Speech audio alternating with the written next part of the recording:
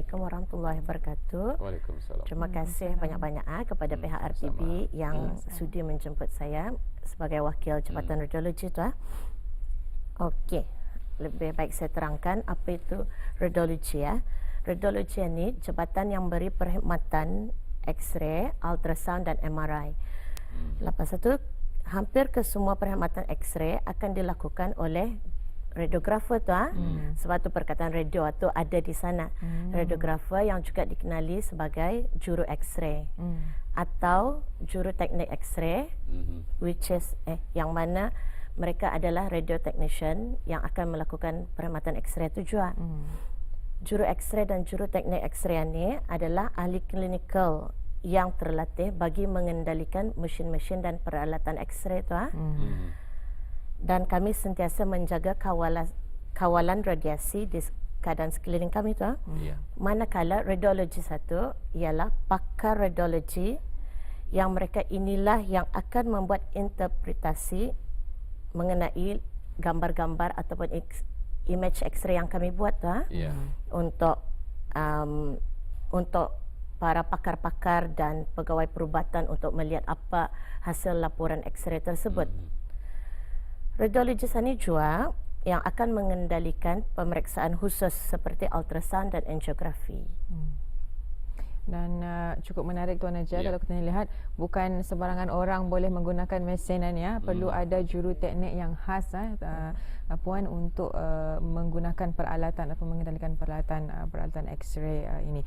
Jadi soalan seterusnya ingin diajukan ni, selain dari X-ray mungkin adakah Jabatan Radiologi juga memberikan perkhidmatan-perkhidmatan lain? Macam mana? Ya, kami ada mempunyai berbagai perkhidmatan pemeriksaan yang diperlukan oleh pakar-pakar dan pegawai perubatan untuk membantu mereka mengenal pasti diagnosis dan yang tepat untuk rawatan pesakit atau seterusnya. Di Jabatan Radiologi kami ada dua jenis perkhidmatan. Satu adalah pemeriksaan umum dan yang kedua adalah pemeriksaan khas. Pemeriksaan umum itu adalah seperti X-ray dada, X-ray kepala, X-ray kaki, yang mana pesakit-pesakit boleh saja datang secara walk-in. Walk-in. Lepas itu mereka tidak perlu untuk membuat temu janji untuk X-ray sebegini. Medical fitness apa tu pun boleh secara walk-in. Artinya walaupun tanpa ada rekomen doktor untuk X-ray tu, datang saya ke sana. Tidak tu boleh, mesti ada. Mesti melalui doktor lah. Jumpa doktor lah dulu tu maksudnya tu. Artinya ada appointment dari doktor lah tu. Ia bukan appointment. Ia macam kita lah. berjumpa doktor, kira beritahu yang kita ada sakit apakah sekiranya bakas gugur, sakit batis tiap sakit kaki sekarang doktor akan memikirkan sama ada ia perlu untuk kita membuat X-ray ataupun tidak. Sekalinya terus saja dengan surat X-ray tu bis kita datang. Itu maknanya pemeriksaan umum. Yalah, dikhawatirkan orang salah faham yang boleh masuk ke sana terusnya. Jadi supaya lebih jelas lah. Boleh jumpa doktor, jadi doktor akan memberikan rekomen lah untuk X-ray dan sebagainya. Tu apa perlu dibuat tu. Lepas itu perkhidmatan itu bukan hanya di Jabatan Radiologi tu. Kami ada juga membuat ia di X-ray Jabatan Kemalangan dan Kecemasan. Lepas itu kami boleh cuma membuat di portable, which is perkhidmatan mudah gerak. Kalau bagi pesakit yang betul-betul sakit yang indah boleh turun ke bawah, so kami boleh membuat ia di ward dan juga kami membuat ia di bilik bedah juga. Lepas itu pemeriksaan khusus ada bermacam-macam. Sebelum ini saya ada bercakaplah dengan orang di luar tu. Ultrasound ada habis kita ada, kami ada pemeriksaan ultrasound. Okey, pemeriksaan khusus ini adalah seperti CT scan, MRI, kami terdapat tu di Hospital Ripas. Lepas itu ada ultrasound, ada BMD, which is bone mineral densitometry, untuk mencek kerapuhan tulang tu. Lepas itu kami ada mamografi yang seperti ditanyakan awal tu untuk X-ray payudara, cuma itulah. Lepas itu pemeriksaan khusus ini lain yang kita tanyakan tadi mesti ada appointment. Ini mesti ada appointment. Bis kita membawa surat itu ke Jabatan Radiologi. Lepas itu kami akan memberi temu janji, tarikh dan temu janji tu untuk BIS kita memberitahu bila-bila sebelum hari perjumpaan kita next dengan doktor pakar BIS kita. Okey. Dalam pemeriksaan khusus ini, BIS kita diperlukan ada persediaan awal. Maksud persediaan awal ini macam sekiranya contoh tak ultrasound. Ultrasound kita kan ultrasound abdomen. Kalau abdomen itu mesti parut kita bersih kan. Kalau sudah bersih banyak najis apa payah kan. Jadinya kita diperlukan berpuasa, banyak-banyak minum air. Okey. Pemeriksaan lain seperti fluoroskopi ada lagi tu lain. BIS kita diperlukan untuk memakan ubat untuk membersihkan usus. Ada lagi kalau sekiranya BIS kita kan membuat pemeriksaan macam payudara, X-ray payudara ataupun dikenali sebagai mamografi. Pasal ia soft tissue kan isi kita ni, kami indah mau BIS kita memakai segala badak-badak, perfume. Pasal particles di sana tu ditakuti akan mengacau dalam gambar-gambar kami tu untuk radiologist mereport. Kalau dulu bercakap mengenai dengan ultrasound ini, mindset orang ultrasound ini orang mengandung saya bukan ultrasound ini sebenarnya ultrasound ini boleh digunakan kepada berbagai aspek lah tu ya. Bermacam-macam lah, indah semestinya mengandung letak. Teruskan. Menarik. Dan mungkin boleh kita tanyakan juga kepada Puan ya, di mana agaknya para pesakit-pesakit boleh menerima rawatan radiologi ini? Okey. Perkhidmatan radiologi ini boleh didapati di keempat-empat daerah tu, di setiap hospital, di Hospital Ripas, di radiologi ground floor, manakala MRI di basement 1 tu. Lepas satu di Hospital Ripas memang terdapat semua perkhidmatan, tidak terkecuali CT scan, segala perkhidmatan jenis yang khusus itu semua ada. Okey. Seperti Hospital Pangeran Muda Mahkota Haji Muhtadibillah di Tutong. Di sana ada menawarkan perkhidmatan X-ray arm, medical fitness juga ada, fluoroskopi ada dan juga ultrasound. Tapi di sana tidak terdapat CT scan. Okey, semua pesakit akan dihantar ke Hospital Ripas. Dan Hospital Suri Sri Begawan Kuala Belait juga menawarkan perkhidmatan X-ray arm, fluoroskopi, ultrasound dan juga CT scan. Mereka terdapat tu Indah Johor Tani mendapatkan perkhidmatan. Manakala di Hospital Pangeran Isteri Haja Mariam Temburong mereka menawarkan X-ray arm sahaja. Dan kita ni pun ada juga di 2 pusat-pusat kesihatan iaitu Pusat Kesihatan Klinik Sengkurong yang ada setiap hari Rabu sahaja dan Klinik Muara setiap hari Selasa. So orang ramai indah payah tak jauh-jauh. Kalau kelurusan klinik dorang itu di sana saja buat X-ray. Tapi seminggu sekali orang menawarkan tu perkhidmatan tu. Lepas itu bagi waktu operasi Jabatan Radiologi untuk yang am dan untuk khusus, kami menawarkan kami memberi perkhidmatan itu pada setiap waktu pejabat, iaitu Isnin hingga Khamis, jamnya 7.45 hingga 12.15 tengah hari, dan pada hari Sabtu tu juga, dan jam 1.30 petang hingga 4.30 petang. Manakala perkhidmatan bagi emergency cases dan ICU, kami menawarkan perkhidmatan itu pada 24 jam. Jadi itulah tadi ya. Jika ada penonton mendapat rekomendasi daripada doktor ya, jangan lupa untuk banyak bertanya sebenarnya Tuan Haja. Banyak pantang larang juga yang perlu diikuti sebelum mengikuti perkhidmatan yang dikendalikan dari segi radiologi ini. Ikuti arahan-arahan yang diberikan. Jangan terpakai perhiasan-perhiasan belakangnya. X-ray itu bukan menggambar. X-ray itu menggambar part-part yang telah ditentukan itu saja. Sehingga berbadak, kadang-kadang ada orang suka badak enak badan benar tu. Jadi elakkanlah kalau sudah akan X-ray tu ingat-ingat itu supaya mengelakkan jangan karang terganggu X-ray tu. Jadi terpaksa diulang lagi sekali, menyusahkan oleh kan balik-balik dalam perkara tu. Dan sebelum kita ni lebih jauh barangkali bercakap dengan radiasi ni. Ada yang dah faham apa radiasi atau getaran atau ia boleh membahayakan ni sebenarnya. Mungkin dapat menjelaskan kepada supaya orang ramai maklumlah apa sebenarnya radiasi itu. Okey. Pasal setiap kali banar tunya kita tu setiap kali asal X-ray dia berbahaya kan ni. Dorang kan tanya berbahaya. Okey, X-ray tu akan berbahaya jika pendedahan kepada radiasi itu secara berterusan dan tidak terkawal tu. Dalam kehidupan kita ni harian, radiasi itu memang ada di mana-mana tu. Mobile pun ada ada radiasi itu. Mobile phone ada radiasi, pancaran matahari ada radiasi dipanggil sebagai background radiation tu.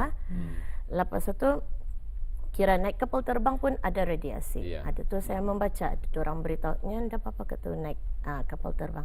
Itu benda ni tertakluk kepada kita ni Pak. Untuk sekiranya X-ray ni ia medical radiation kan tak? Medical radiasi ya.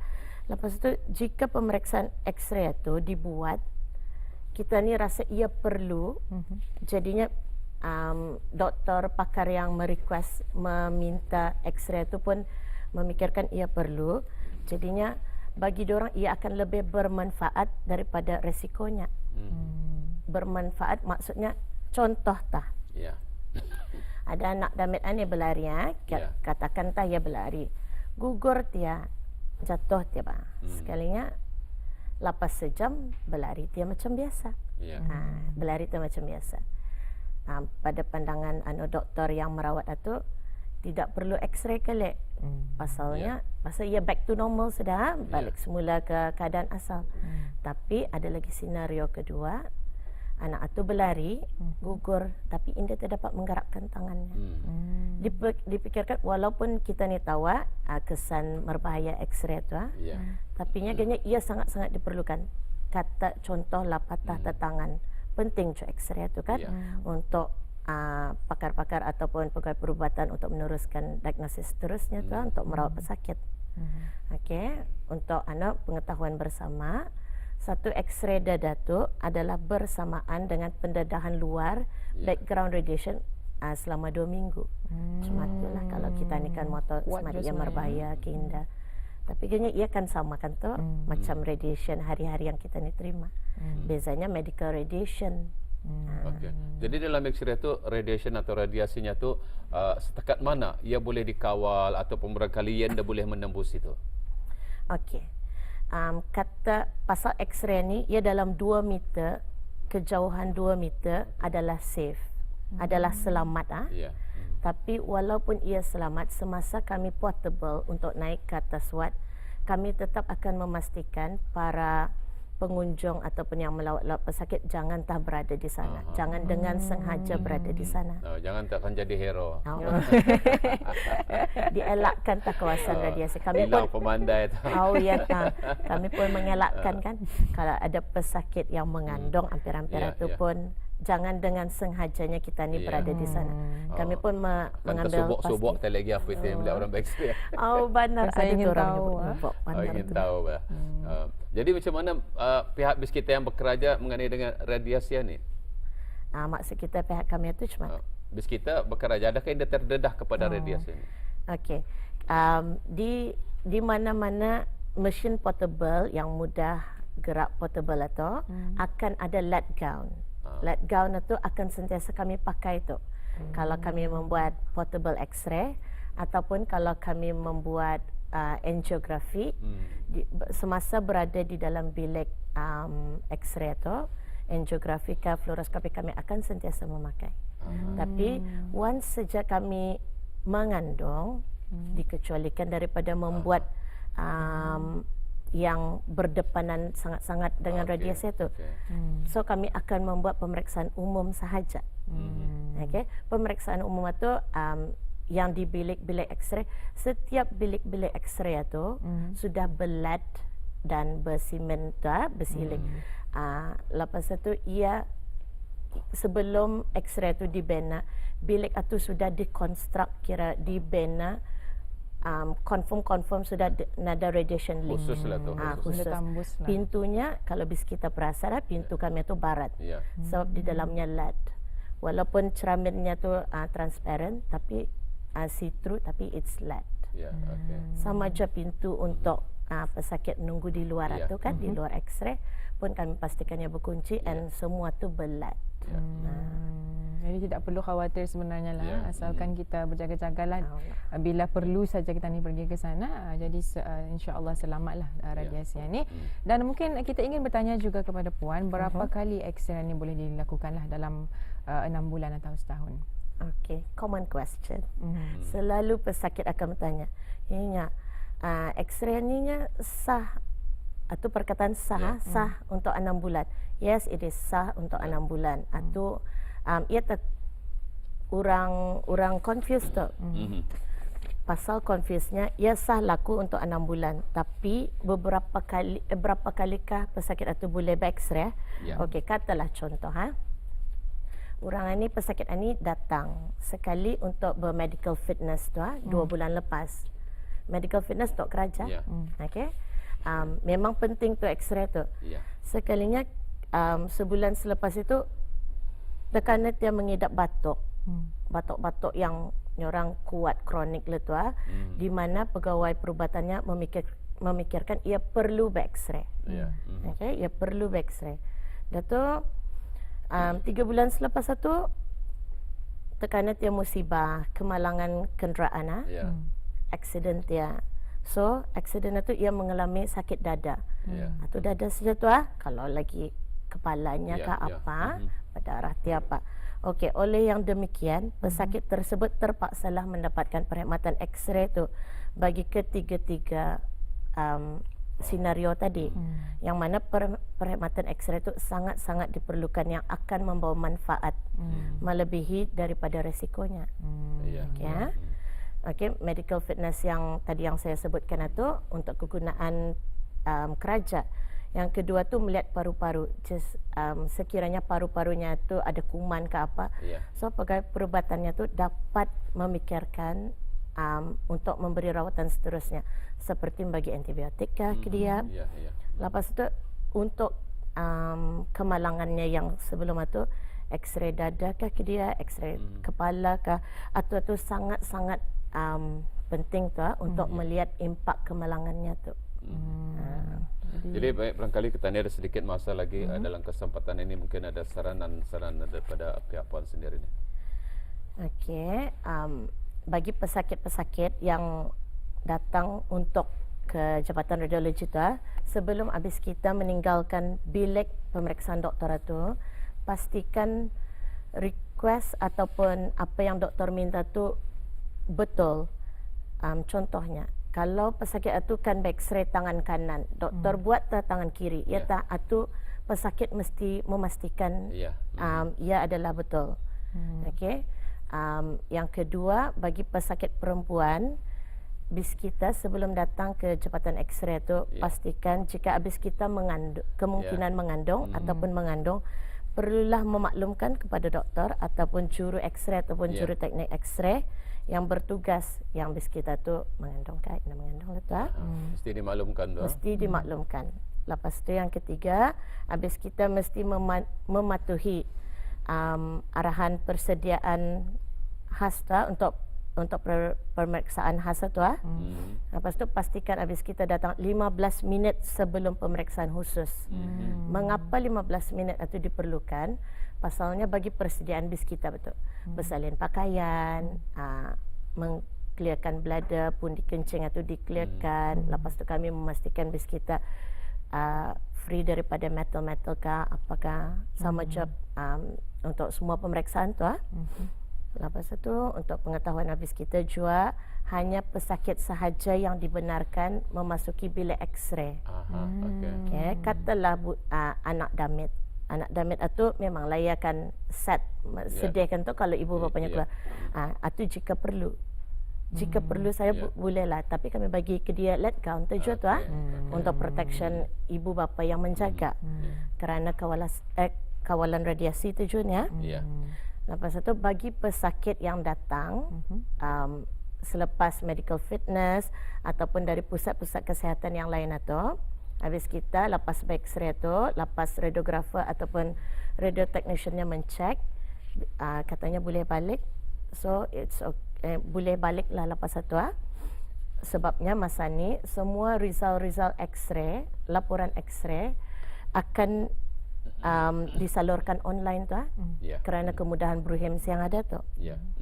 Sekarang sama je bagi pesakit klinik private tu dorang perlu menunggu, dorang tidak boleh balik tu, dorang perlu menunggu result dan laporan X-ray tu sebab bis dorang belum ada Bruhim.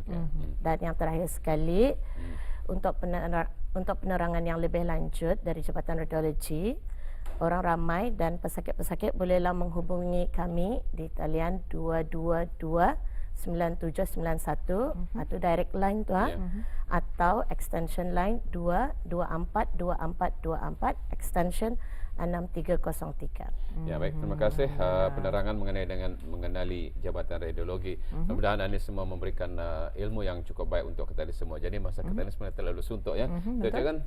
Terima kasih Puan Hayatul Nurul Amilin binti Haji Yahya, Juru X-ray Jabatan Perkhidmatan Radiologi Hospital Ripas Kementerian Kesihatan. Terima kasih. Baiklah, alhamdulillah itulah